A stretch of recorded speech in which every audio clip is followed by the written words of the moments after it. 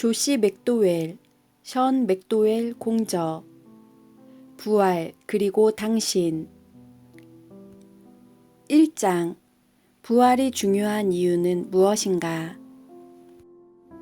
세상의 유일한 소망. 무신론자 웹사이트에 게시된 한 여성의 이 세 평을 고려해보자. 나는 혼란스럽다. 나는 항상 과학이 내 문제에 대한 만병통치약이 될 것이라고 믿었다. 그러나 나는 영원한 생명이 없이 계속 살 수 있을지 모르겠다. 나는 이 의미 없는 실존을 벗어나 내가 영생을 얻는 방법을 정말 스스로 찾아야만 할 것 같다. 나는 내게 확실하게 영생의 길을 보여줄 수 있는 누군가를 알고 있다. 과학이 대답을 줄 수 없다면, 그렇다면 그 다음에는 누가 무엇을 할 수 있는가? 우리의 삶에 목적을 주는 더 높은 유력자가 있는 것처럼 보이지 않는가? 그런데 과학은 없다고 말한다. 정말로 없다고 말한다. 당신은 이 여성처럼 느낀 적이 있는가? 당신은 그녀의 삶에 대한 불안한 마음과 관련이 있는가? 당신은 어쨌든 무신론 분야에 어떤 면이 있는지 참으로 궁금하게 생각해 본 적이 있는가? 탁월하고 영향력 있는 철학자 버트랜드 러셀조차도 무신론 분야는 참으로 의미가 없다는 것을 깨달았다. 요즘 우리의 정신 문명에 소망이 부족하다. 지금 보이는 것과 같은 이 고통으로 가득 찬 세상의 삶이 전부라면 인간의 존재는 의미가 없다. 그뿐이랴. 인간은 이 여성이 말했듯이 스스로 길을 찾아야 한다.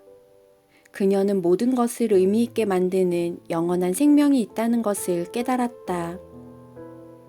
그녀는 한때 인간이 영원히 살 수 있는 길을 과학이 찾아주기를 기대했지만 과학이 그것을 할 수 없다는 것을 깨달았다.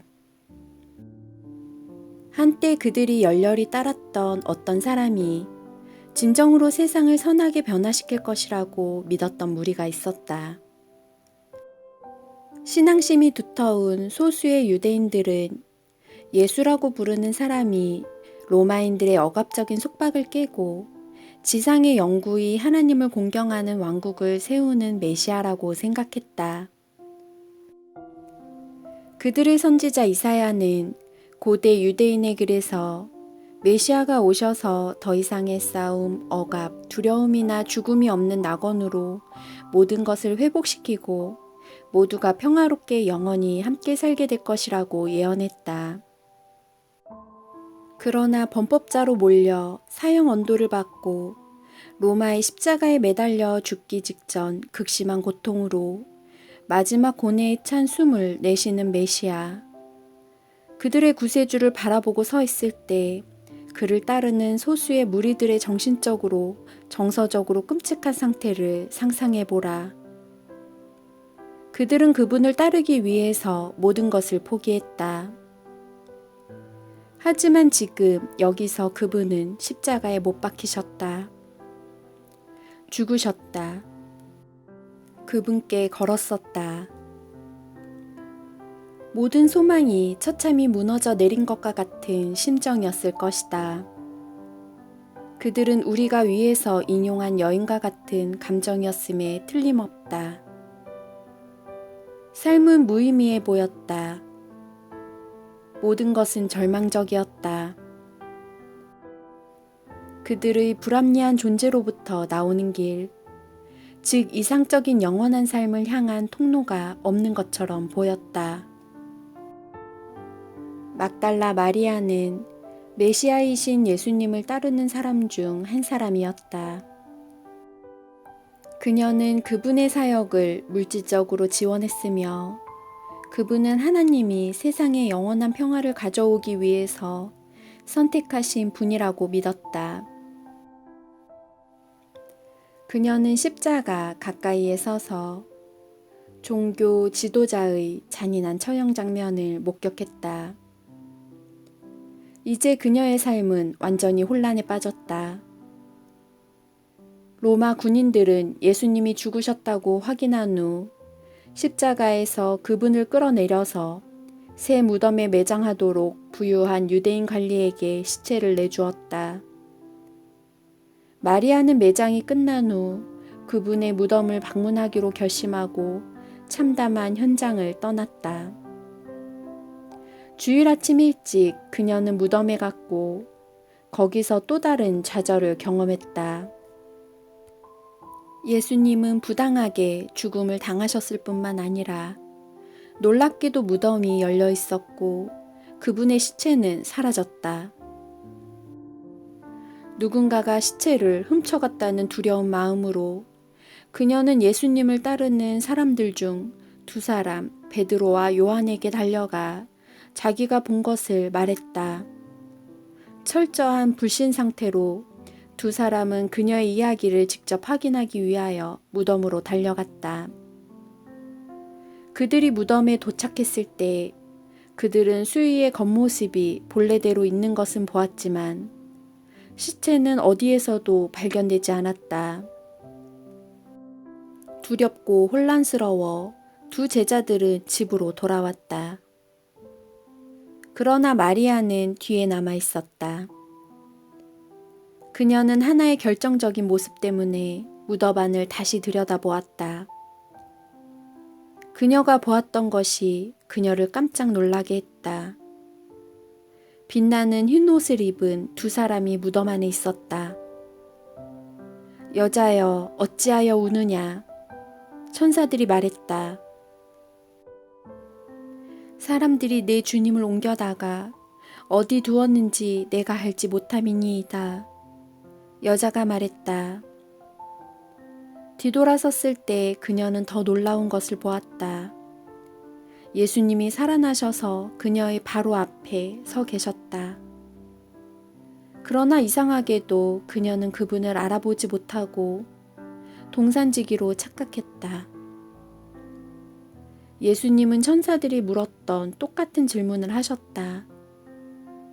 여자여, 어찌하여 울며 누구를 찾느냐? 그녀는 누구에게 말씀을 하고 계시는지 여전히 몰라서 부드럽게 말했다. 주여, 당신이 옮겼거든 어디 두었는지 내게 이루소서.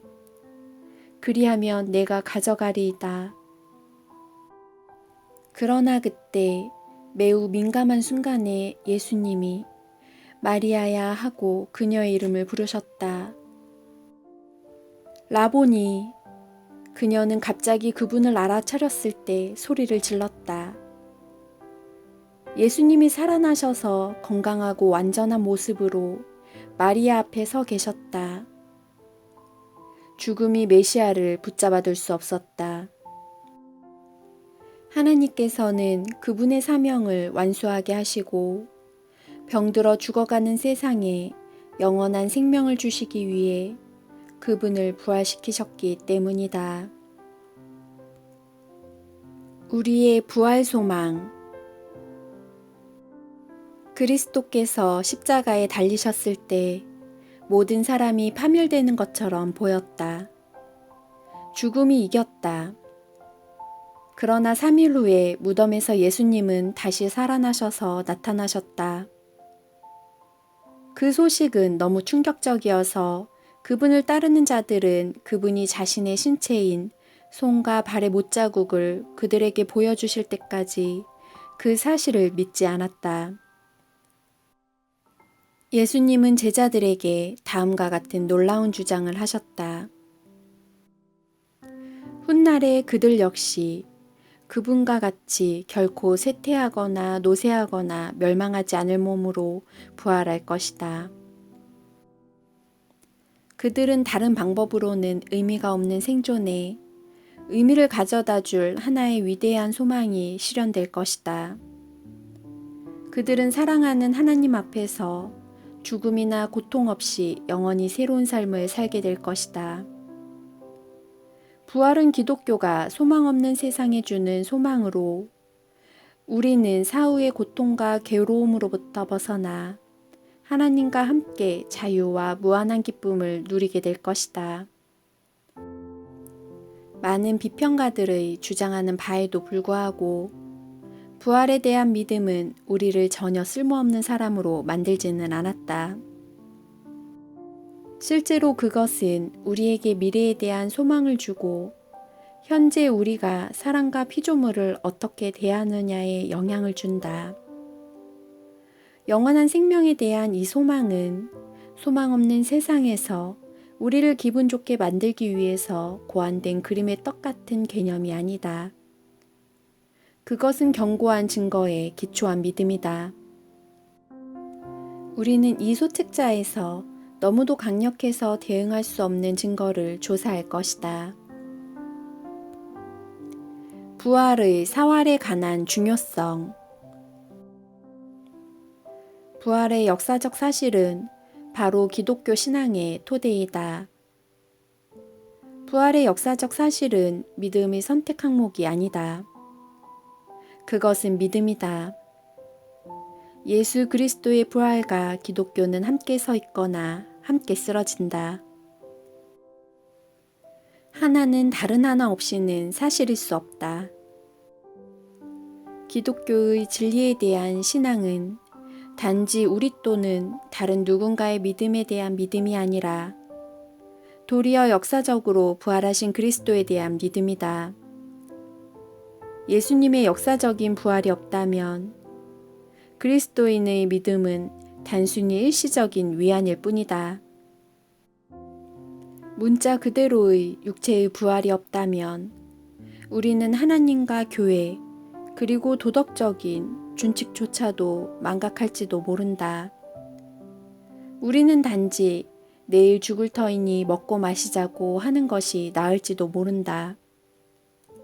반면에 그리스도께서 죽은 자 가운데서 살아나셨다면 바로 이 순간에도 살아계시기 때문에 우리는 또한 그분을 개인적으로 알 수 있다. 우리의 죄는 용서받았다. 그리고 그분은 죽음의 권세를 깨뜨리셨다. 더 나아가 그분은 우리 역시 언젠가 부활할 것이라고 약속하신다. 우리는 그분이 온 세상을 다스리시는 주권자이시기 때문에 그분을 믿을 수 있다. 그분은 우리에게 궁극적인 승리와 의미 있는 삶을 주실 것이다. 영국의 신학자 니콜러스 토마스 라이트는 부활이 교회 생활에서 얼마나 중요한지를 다음과 같이 설명한다. 창의력이 풍부한 학자들이 상상력으로 만든 문서는 약간 있지만 예수님의 치욕스러운 죽으심 이후 하나님께서 그분을 다시 살리셨다는 그 핵심을 확신하지 못하게 하는 우리에게 알려진 초기 기독교 문서는 없다. 바울 시대에 이미 우리의 가장 초기에 기록된 문서들, 즉 예수님의 부활은 단지 따로따로 독립된 신앙의 규범이 아니다. 이 문서들은 실로 그리스도인과 그들의 사상체계로 엮여 있다.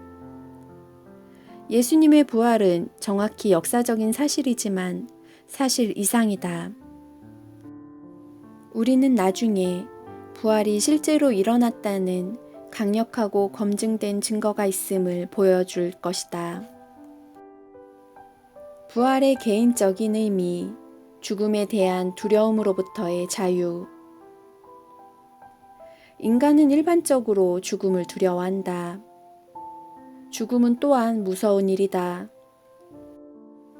생존이 끝나는 것을 상상하는 것은 극히 어려운 일일 뿐만 아니라 무서운 일이다. 왜 우리는 어김없이 죽음을 두려워하는가? 6가지 이유를 제시하겠다. 1. 죽음은 신비에 쌓인 미지의 세계다. 2. 우리는 혼자서 죽음을 맞이해야 한다. 3. 우리는 우리의 사랑하는 사람들과 헤어져야 한다. 4. 우리의 개인적인 소망과 꿈을 실현하지 못할 것이다. 5. 죽음은 우리가 전멸할 가능성을 제기할 것이다. 6. 죽음은 피할 수 없다. 성경은 죽음이 감정적으로 힘든 면에서 완전한 해방을 결코 약속하지 않지만 우리는 죽음에 대한 두려움을 완전히 마비시키는 승리가 우리 손안에 있다고 말씀한다. 부활에 관한 성경의 교리를 확실히 이해하면 미지의 세계로 가는 우리의 마지막 여정을 약하게 하는 두려움에서 우리를 벗어나게 한다. 부활은 우리의 투쟁, 실망 및 고난이 아무리 우리를 황폐화시켜도 이것들은 일시적일 뿐임을 명백하게 한다. 당신에게 무슨 일이 일어난다 해도, 당신이 직면하는 비극과 고통이 뭐래도, 또는 당신과 당신의 사랑하는 사람들의 죽음이 아무리 당신을 쫓아다니며 괴롭히더라도 부활은 당신에게 무한한 가치의 미래를 약속한다. 우리의 소망과 요망의 성취.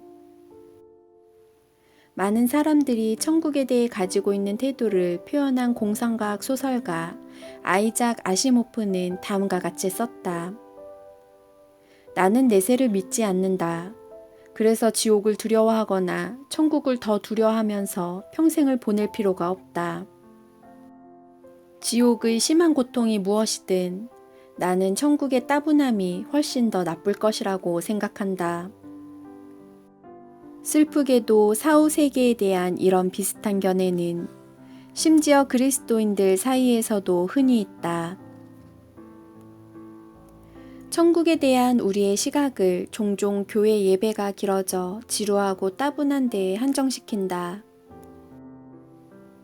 또는 만화와 농담의 영향을 받은 많은 사람들이 천국 검은고를 가볍게 켜면서 우리가 긴 흰 웃옷을 입고 구름 사이를 어슬렁어슬렁 거니는 곳이라고 생각한다.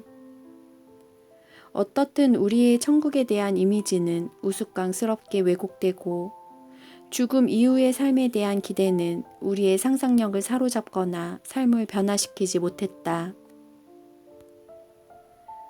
나는 최근에 내가 가르치는 학생들에게 그들이 죽어서 천국에 갈 날이 3일밖에 남지 않았다면 무엇을 할 것인지 물었다.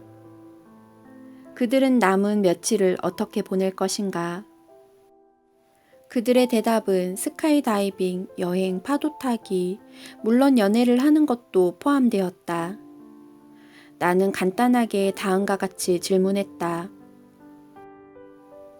그렇다면 이 세상에서 즐거움과 경험이 될 수 있는 일을 여러분이 죽기 전에 하지 않는다면 여러분은 그 일이 천국에는 전혀 없기 때문에 놓칠 것이라고 생각하는가?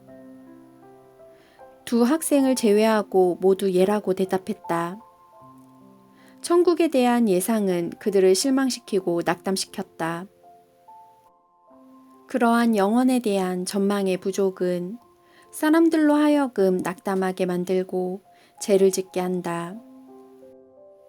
그들 중 많은 사람들은 그들이 지금 어떤 즐거움을 경험하지 못한다면 그들의 기회는 사라질 것이고 결코 경험하지 못할 것이라고 생각한다. 그들은 천국이 실제로 어떤 것인지에 대한 잘못된 심상을 그들의 마음속에 지니기 때문에 이런 태도를 받아들인다. 우리는 너무나 자주 육적이거나 물질적인 것이 아닌 정신적인 해석으로 새 하늘과 새 땅을 영적인 의미로 해석하도록 가르쳐왔다.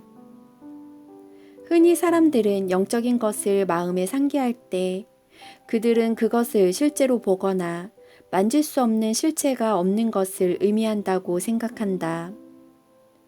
이것은 광범위한 오해를 불러일으켰으며 하나님의 물질적인 창조가 천국을 포함하여 진정으로 영적인 것들에 비해 아무래도 열등하다고 생각하게 하는 원인이 되었다. 많은 사람들은 그들에게 또한 천국에서 우리는 튼튼하고 실질적인 참으로 육체가 없는 것을 의미하는 영적인 존재가 될 것이라고 믿는다. 이런 견해는 육체와 영적인 것 사이에 비성경적인 구분을 이끌어내며 많은 사람들로 하여금 영적인 존재만이 선하고 육체는 일시적이고 한 번 쓰고 버리는 것이며 심지어 어떤 면에서는 악하다고 생각하게 한다. 그러한 견해는 심각한 문제가 있다. 이렇게 믿는 사람은 세상의 물질적인 것을 창조하신 후 마지막 날에 하나님께서 그분의 일이 선하다고 선언하셨다는 사실을 잊어버리는 경향이 있다. 하나님은 그분이 원자와 분자, 세포와 먼지로 창조하신 모든 것을 좋았다고 말씀하셨다. 새 하늘과 새 땅은 우리의 육체가 부활할 것이기 때문에 단지 영적인 존재로 이해될 수 없다. 육체가 없는 부활은 빛깔이 없는 무지개와 같다. 그것은 모순이다. 사도 바울이 우리 자신의 부활을 설명할 때 그는 이렇게 말한다.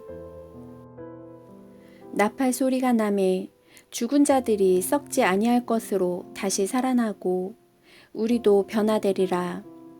이 썩을 것이 반드시 썩지 아니할 것을 입겠고 이 죽을 것이 죽지 아니함을 입으리로다.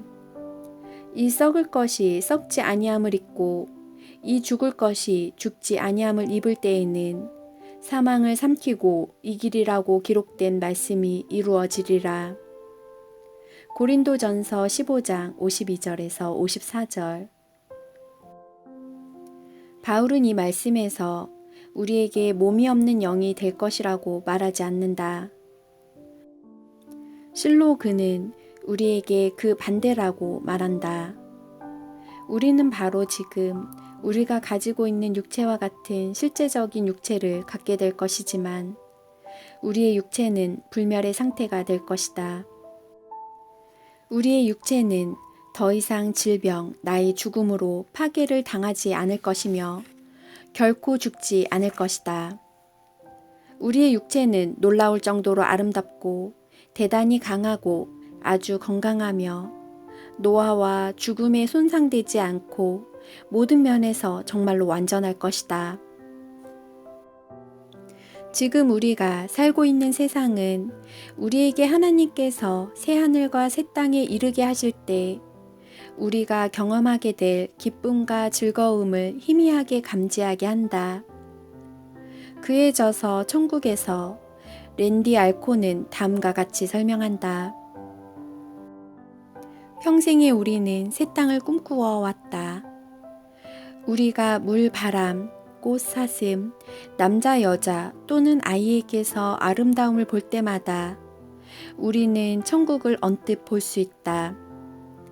에덴 동산처럼 새 땅은 감각적인 즐거움, 숨이 멎을 듯한 아름다움과 만족스러운 관계, 그리고 개인적인 기쁨의 장소가 될 것이다. 우리는 메마른 환경에서 살거나 할 일 없이 끝이 없는 구름 사이를 떠돌지 않을 것이다. 우리는 태풍, 지진, 가뭄, 홍수 또는 어떤 다른 재난도 없는 완전한 새 땅에서 살 것이다.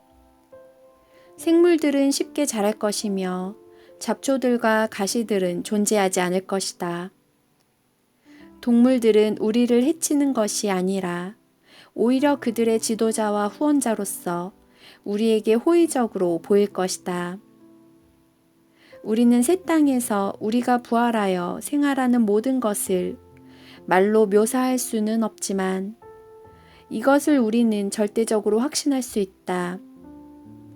하나님은 우리의 기쁨과 즐거움을 위해 땅을 창조하셨기 때문이다. 그러나 모든 즐거움은 이제 인간의 반영으로 손상되었지만 하나님은 그들 가운데 어느 것도 잊어버리지 않으실 작정이시다. 하나님이 창조하신 모든 것은 회복될 것이다.